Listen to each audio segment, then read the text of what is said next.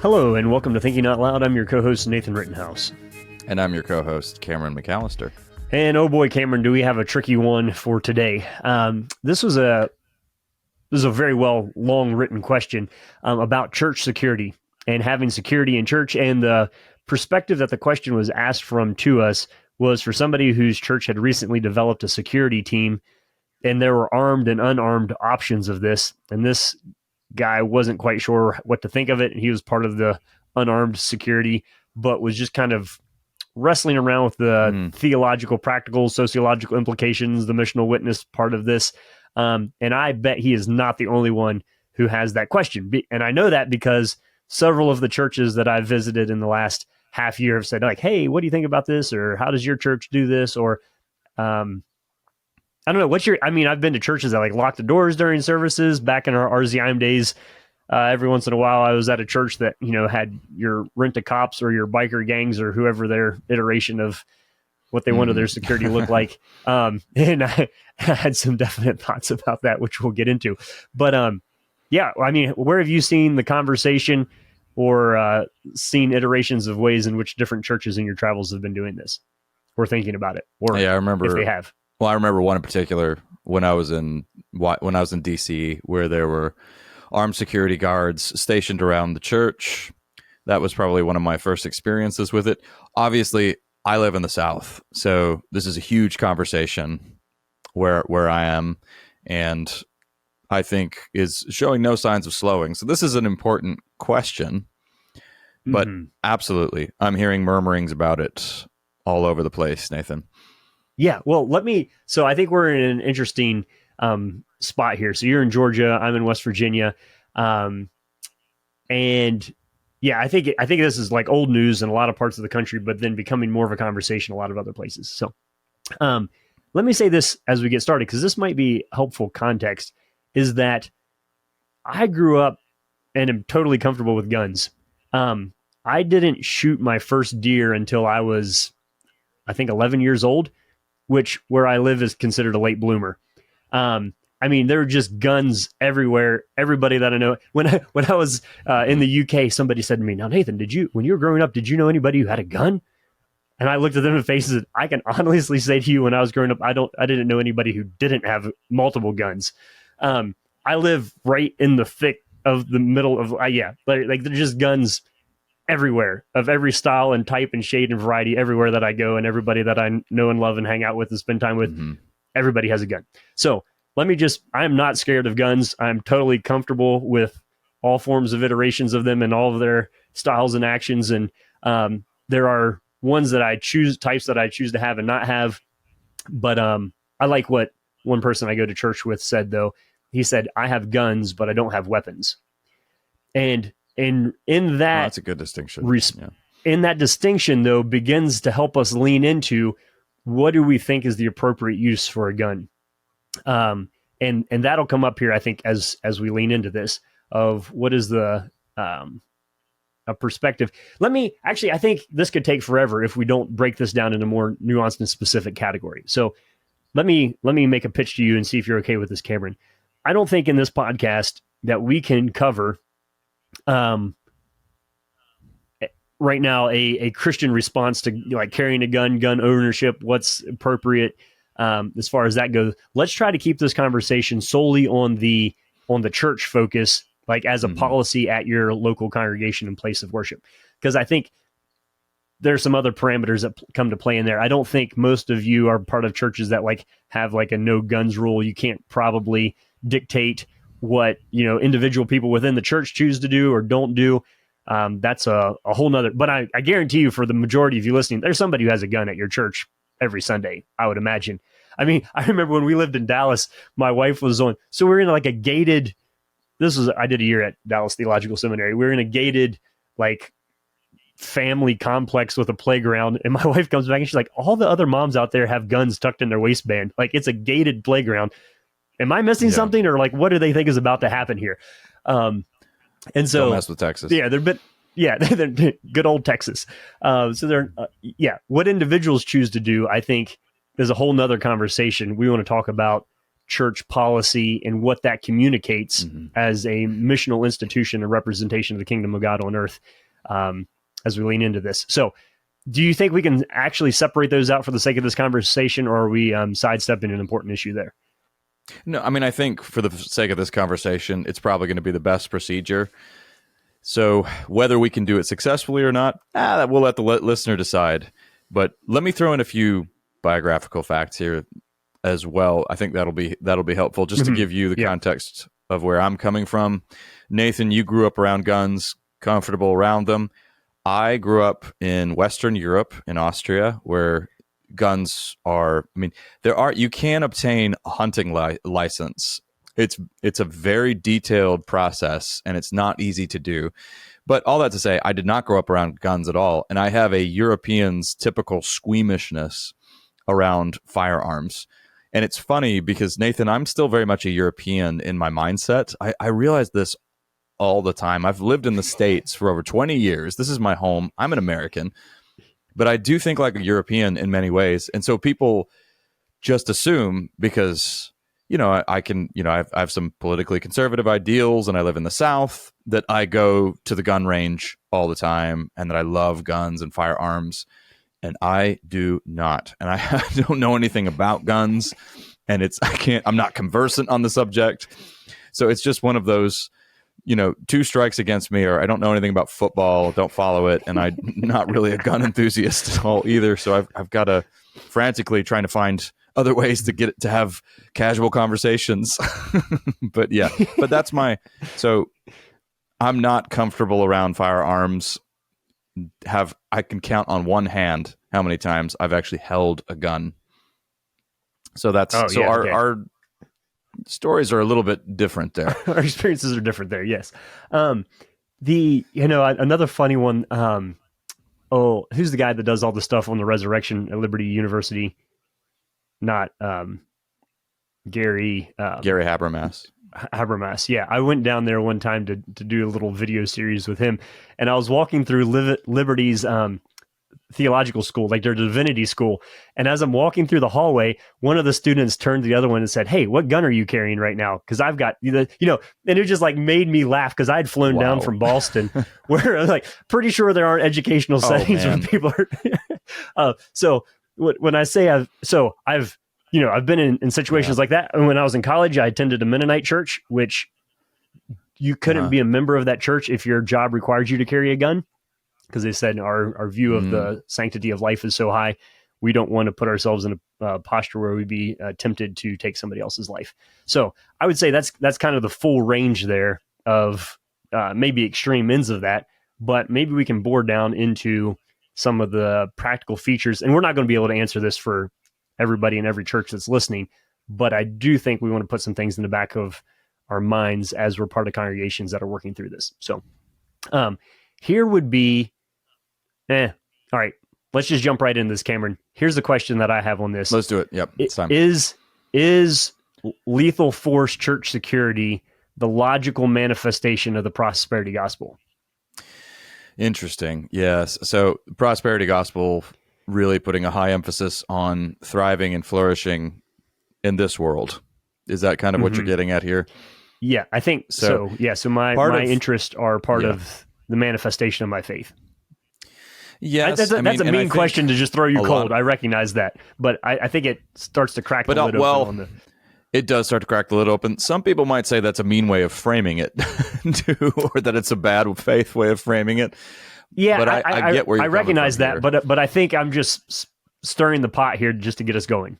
So probably not the best. All right. Well, let's state very clearly: wanting to live is not necessarily health and wealth, but viewing death as the worst possible thing that can happen to a person is not a Christian frame of mind. So maybe we start there, because I think a lot of us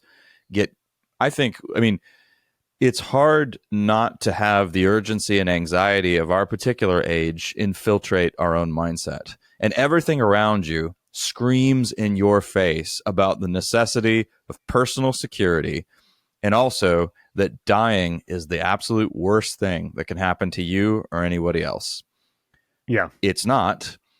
but we have to train to take hold of that fact. But Nathan, you've pointed out to me before that so many of what seem to be serious ethical quandaries vanish for us when we change our view of death. Mm-hmm.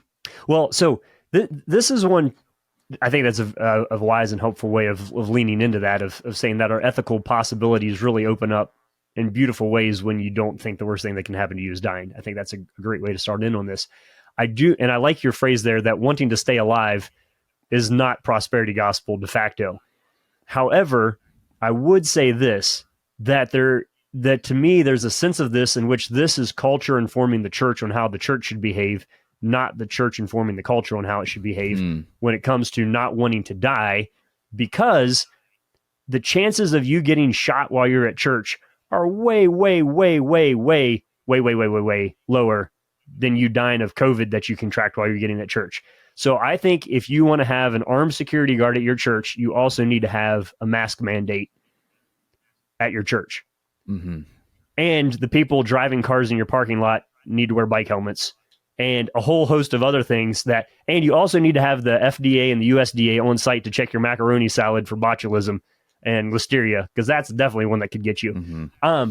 So I'm being a little tongue in cheek here, but not quite as much as some people would want me to. That's you're right though. Yeah. Statistically speaking, you dying at church is not from a gunshot wound. And if you want to be consistent on analyzing the actual risk involved. So I was thinking of it like this. If you say, you know what, I need security to go along with my corporate worship, that you are surrounded by a great cloud of witnesses who are rolling on the floor laughing. I mean, by and large, if you look at the history and the global experience of Christians, now some people would say this is the great benefit of being an American, is I can take my gun with me to church if I want to, and I have that right as a citizen. Yeah, you do. That's for sure. But we don't want to act like unless you're armed, you won't be able to worship, because any denomination that has any footprint in Nigeria knows that the Nigerians go unarmed to church knowing they probably will be shot and still go to worship, because worship is that important to them. So I think however you come out on this, fear cannot be your primary motivating factor, and the rest of the global church or the history of the church look at you and keep a straight face, because you're paranoid about a category that hasn't had a solution to it other than eternity for most everybody who's followed Jesus. Now, again, I'm not wanting to be flippant about it, but I'm just saying, let's put it in the proper context of the whole story. Right. And so the risk analysis piece is always really eye-opening, I think, Nathan. You do this a lot. You've done this when you've talked about the risks. When we were talking about COVID-19, 3 years ago, and you talked about the risks involved with getting on a bicycle versus those of going out in public. It's always very interesting to see how inconsistent we tend to be when it comes to our risk analysis categories. Yeah. So that's really helpful. But let me burrow into two features right now, and then I want to talk about the symbolic role of guns in America for just a second, because I think that's very important here. And I don't think that's too broad. I don't think that takes us out of the... Well, the perspectives that I've gleaned some wisdom from a gentleman who's actually an American here. So, you don't have to greet the insights with too much suspicion. Then we can trust him. But yeah, right. I mean, come on. It takes one to know one. He has an insider's perspective. But the two illusions that we're dealing with right here, when we think about the presence of guns and security guards in church, are, number one, there's that illusion of control. You kind of got at that with your risk analysis piece. And the notion that we if there's some sort of major situation that arises, that we'll be able to contain it much more effectively, and that we can, or better yet, we can anticipate it. This may not happen. In fact, the chances of this actually happening in church are vanishingly small.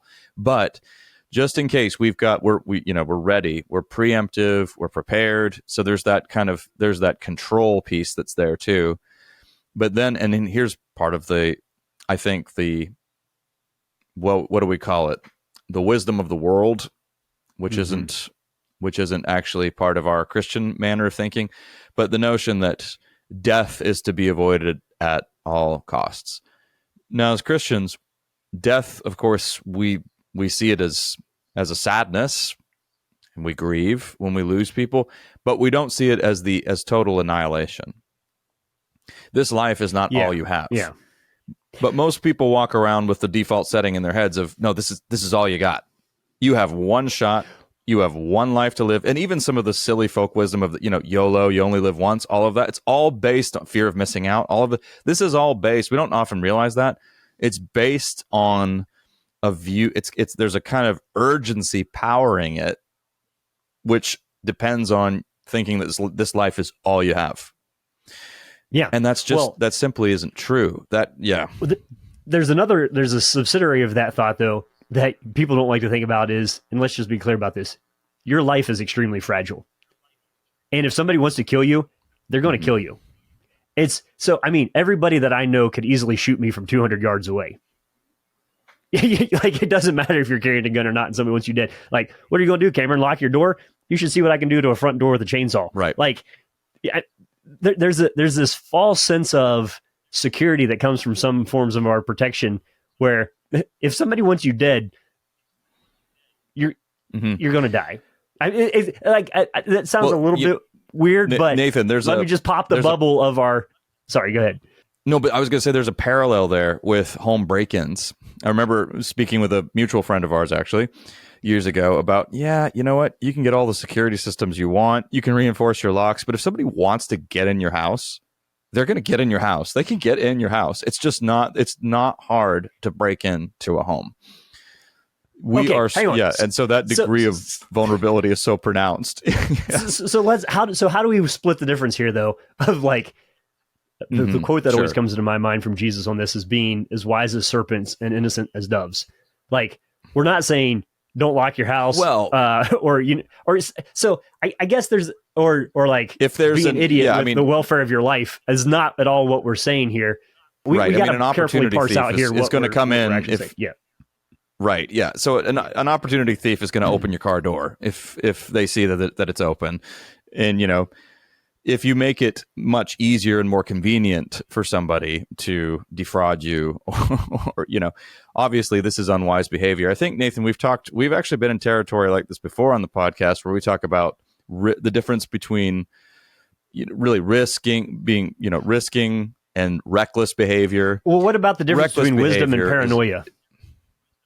I think that's what I'm after here. I think that's a good way to...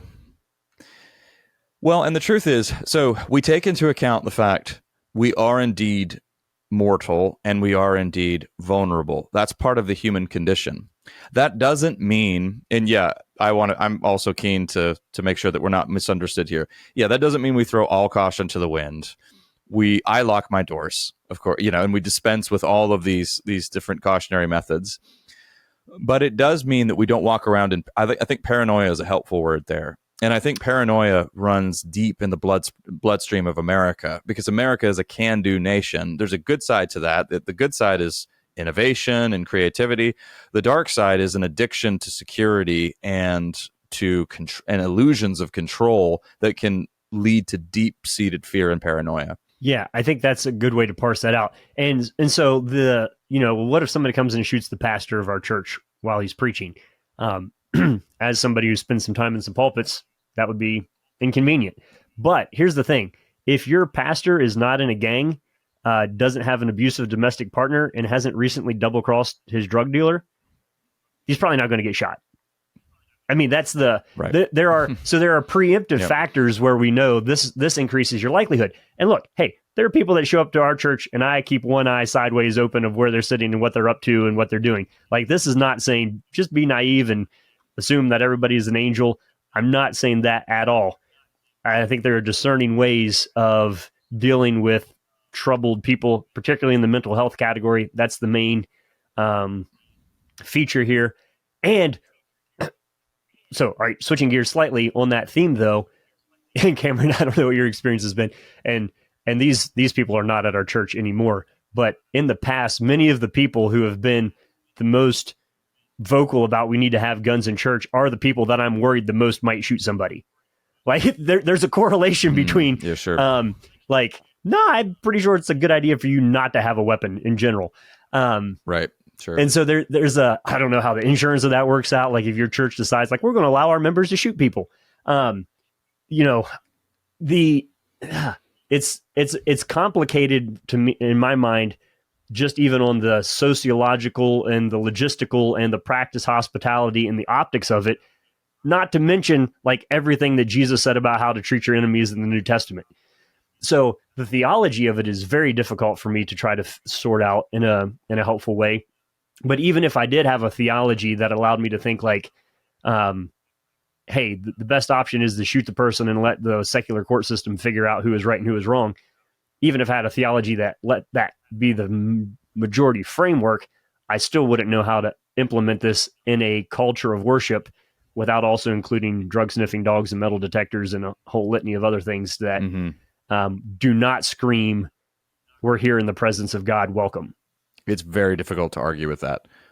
It's very difficult to argue with, if you take Jesus's statements about walking the extra mile, giving your cloak to somebody, turning the other cheek, loving your enemies, if you take those seriously, it's very difficult to countenance the notion but somebody's of a going to say church. this is highly impractical. Somebody's going to push back on us here and say this is impractical. Let me give you like another caveat of my history here.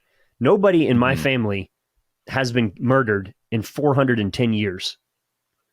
And the last person who got killed then was executed by the church for preaching in German instead of Latin. So I'm saying my family's lived here since 1688 and preached in a lot of churches in that amount of time without anybody shooting us. And there were some good opportunities there. And the rate of that kind of thing happening is decreasing. So when you put it in historical statistical analysis, that's probably why I don't lose sleep over this particular issue. And I think that God's in control of the world. And I also believe that it could be God's will that I get shot. And I've made arrangements for this, that if somebody kills me, then my brothers will hunt them down and offer them forgiveness in the name of Christ if they're willing to repent. Now, my brothers do say there's a loophole in that theory, which means they can't shoot me. But, we'll have to work that one out later. I recognize these things. Like, yes, I don't want to be stupid, but I also don't want to deny that God's not powerful.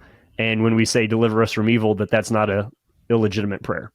Well, some of what we say is going to sound stupid to those who aren't Christians. Well, it is stupid. Or those who... I mean, Paul says that, right? It's foolishness. It's foolishness in the eyes of the world. And so let's lean into the word practical, because I've learned I raise my eyebrows when that word shows up in these conversations. The word practical shows up a lot in conversations about violence, I've noticed, and the ethics of violence.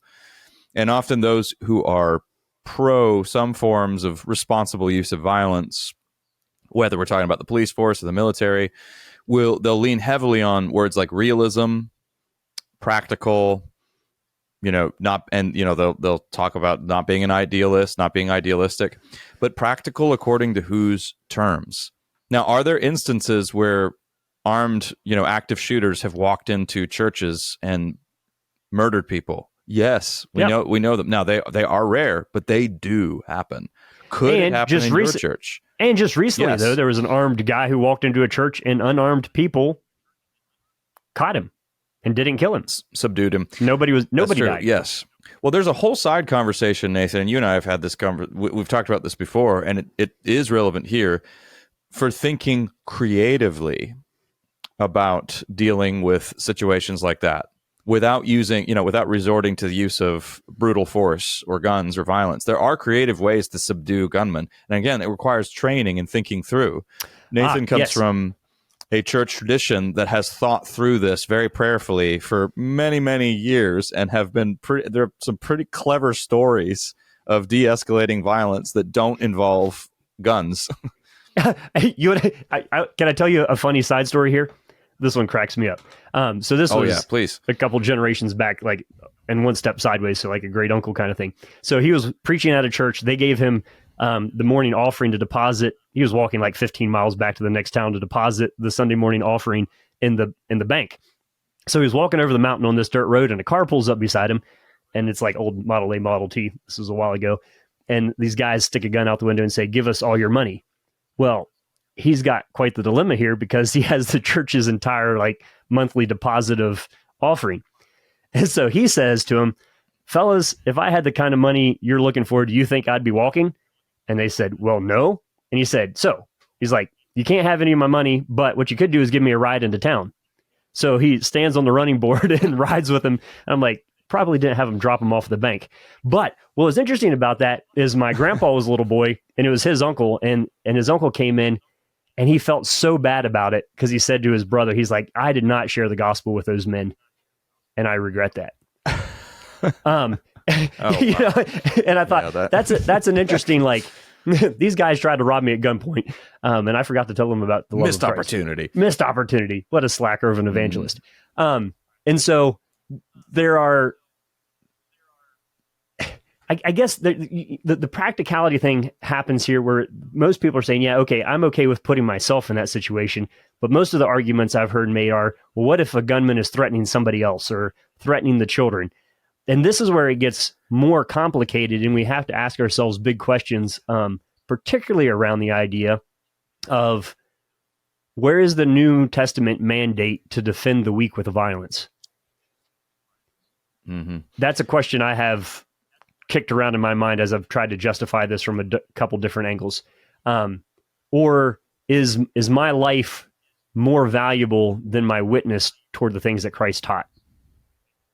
So it's not saying that my life and the life of other people isn't valuable. It's valuable compared to what? And that'll be my life compared to what is not a secular category. And that's where the practicality breaks down. If we put the value of our life as the pinnacle intrinsic value in the universe. And I think that's something that we need to prayerfully mull over. That's a challenging statement. And when you dig into any kind of history and you see Christians resisting in a peaceable fashion, you're going to those kinds of issues rise to the forefront very quickly. I want to say a few words about the symbolic function of guns in America. That sounds academic and boring, but I want to make this as practical as possible. We didn't get there yet. Sorry, it has a bearing on. Oh no, you're fine. Well, it has a bearing on how we look at this question with regard to churches. And I'm drawing my thinking from a cultural critic and historian, Richard Slotkin, and this is he's written extensively. He's a very prolific writer, but he wrote a book called Gunfighter Nation. It's a very, very clever work of cultural analysis. But he points out that, basically, guns represent for many Americans a vision of freedom and liberty. I learned this very early on when I started to have conversations with people. And again, your geography always is a big factor here. But people here will talk about the right to form a militia, for instance. This was all new for me again. So having to look into some of the history and see what they really mean by that. And so in other words, the ability to resist tyranny, this language sounded kind of archaic to me when I would hear people say that. And I know many of our listeners think in these terms as well. But he points to the picture. Think about the way guns function in some of the classic Western movies, for instance. I'm thinking of a film like High Noon or The Searchers. High Noon's interesting, Nathan. You may not know this because you're not a film guy, and I think it came out in 1951 or something like that. Maybe been earlier than that. But part of High Noon involves a real conflict over violence because the sheriff of this town has just gotten married to a woman who's Mennonite. And so he's hanging up his holster and his gun, so to speak, and he's going to go off. But then this guy who he put behind bars, this outlaw, is coming back to the town. And the only way he's been able to get this town into order is because it was chaotic before. Women couldn't walk out on the streets, and be safe from assault. He brought this kind of order, and he brought it through, the gun. And so the whole drama of that story is he has to pick up the gun again. He has to kill again to ensure the order of this place. And there's more going on in that. It's actually it's a really rich film. It's a very great film. But stories like that are integral. They're really part of American of the American mythology of guns. And so there's this view that comes along with them of, I carry this and it is a symbol of my freedom, my liberty, my right to defend myself. Nobody can take my life from me. I'm going to be an active participant. And I'll tread gently here. I am going to suggest to you that that's a powerful vision, but it's an illusion. And it really is a myth. And I think so that's why when I hear words like practical and all of that, I hear what people are saying, but if we belong to Christ and his kingdom, we have a different vision of what is practical. Mm-hmm. And the practical way to comport ourselves, if we believe every human being is made in the image of God, and if we believe that this world is an open system, and that it's not up to, we don't inhabit some tragic vision where we have to shed blood in order to lead a legitimate life, and we have to defend ourselves tooth and nail because this life is all that we have. We live in an open system. This is God's good world that he has made, and death is not the end, nor is it the worst thing that can happen to us. But you don't just drift into that kind of vision. It's a different vision of reality. It's a heavenly one. Yeah. It doesn't overlook the fallenness of the world at all, but we've got to rethink what we mean by practical as God's people. That's really helpful. And I want to say, I think we're maybe leaning a little harder one direction than maybe even we ourselves are totally comfortable with. But you can find a lot of other podcasts and a lot of other news stories and a lot of other Westerns that will justify shooting somebody to defend yourself or the church, or using weapons on behalf of the kingdom of God and all of that. Like, that's the majority perspective out there. And if you want that, go for it. We're just trying to provide some counterbalance if you've had an uneasiness within your soul of saying, I think there's some other ideals that are slipping into here that might be outside of the realm of what I've learned in the past in church. We're trying to help shed some light on that side of the argument here as we go forward. I will say, Cameron, the line, I don't know who said it, the general idea is out there that in order for evil to prevail in the world, all that requires is for good men to do nothing. And one of the things that's inherent in that statement is that the opposite of nothing is killing people. And I think this is where the church has an opportunity. And I think, and I've said this for a while now, that I think part of the proper manifestation of the Holy Spirit moving forward is creativity, of saying, what is the opposite of nothing that is constructive and productive, not destructive? And is the thing that has to stop evil only fatal to other humans, or are there alternative ways in that? I think one of my grandpas said, when someone dies, they stop fighting. And I've just chosen to stop fighting before I die.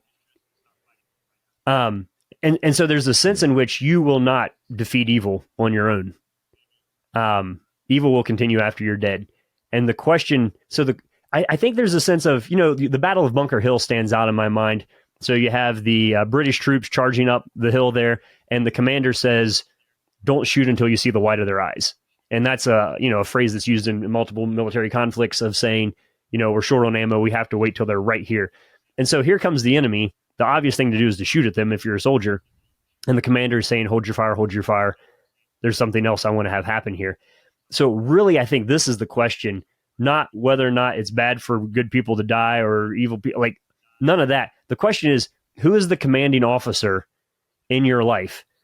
And if it's Christ, and he asks you to hold your fire because he has a different plan and perspective and project that he's doing, is it being naive about evil in the world, or is it saying, actually, the commander of what it is that I'm a part of as a member of a church and part of the kingdom of God, such that I will listen to Christ's order, even when it doesn't totally make sense to me? That seems to me to have a deeper sense of a powerful witness to a weary world full of anxiety than saying, we're just going to adopt all of the world's security measures and protocols, and therefore we can sing there's power in the blood without anxiety. So there's a sense where this is not, for me, a political issue. It's not a gun ownership issue at all. It's a question of what is the witness that the church is forfeiting if we adopt some of culture's paranoia about the way in which we exercise our allegiance to Christ.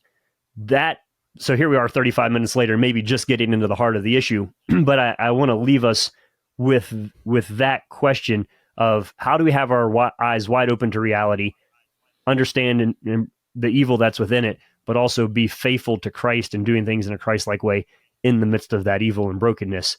And I think just because of the nature of the beast, that the church is always going to have a different way of doing that than the world around it in order for it to maintain a significant witness in the future of our worship and interaction with the secular culture around us. Lofty issues, and there's a lot to ponder there. And so we hope this has been helpful to you. Again, part of our aim here is to get the wheels turning and to think along these issues with you. We certainly can't tie it all up with a bow every time, but I think this is a really important area, and I'd love to. Yeah, I think it's beneficial to think it through and also to do so prayerfully. Mm-hmm. But you've been listening to Thinking Out Loud. Yeah. Podcast where we think out loud about current events and Christian hope. Thanks for listening to Thinking Out Loud. If you'd like to learn more about what we do, book Nathan or Cameron, or if you'd like to support us financially, whether through a one-time donation or on a monthly basis, you can do so on the donate page at www.toltogether.com. That's toltogether.com.